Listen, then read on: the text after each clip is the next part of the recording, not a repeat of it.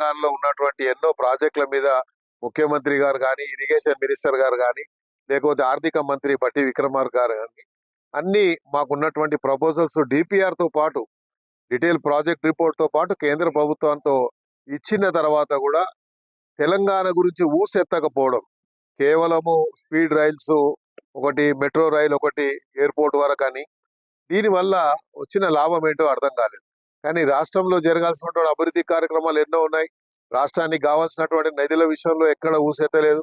అంటే తెలంగాణ మీద కేంద్ర ప్రభుత్వం సవతి తల్లి ప్రేమ చూపిస్తుందని చెప్పడానికి మొన్న నిర్మలా సీతారామన్ గారు ప్రవేశపెట్టినటువంటి బడ్జెటే దానికి నిదర్శనం.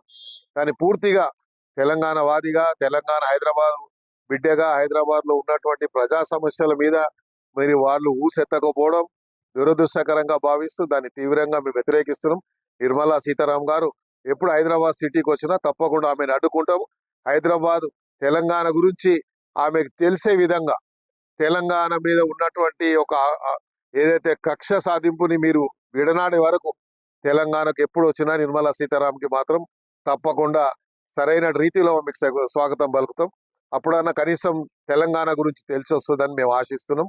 ఎందుకంటే కేంద్రంలో మేము చూస్తా ఉన్నాం, ఎక్కడ ఎన్నికలు ఉంటే కేంద్ర ప్రభుత్వం కావాల్సిన నిధులు ఇచ్చుడు, ఆ రాష్ట్రాల మీద కక్ష సాధింపు చేయడము, అంటే డబల్ ఇంజన్ సర్కార్ అని వాళ్ళు చెప్పుకోవడం తప్ప డబల్ ఇంజన్ సర్కార్లో ఎక్కడ ఏం సాధించారో ఇప్పటిదాకా ఏం చెప్పలేదు. కానీ నిధులు మాత్రం అడ్డగోలుగా ఇచ్చుడు, మరి రాష్ట్రంకు రావాల్సినటువంటి హక్కు అంటే కనీసం ఏదైతే మ్యాండేటరీగా వచ్చే హక్కును కూడా మాకు ఇవ్వకపోవడం అనేది దురదృష్టకరంగా మేము భావిస్తున్నాం.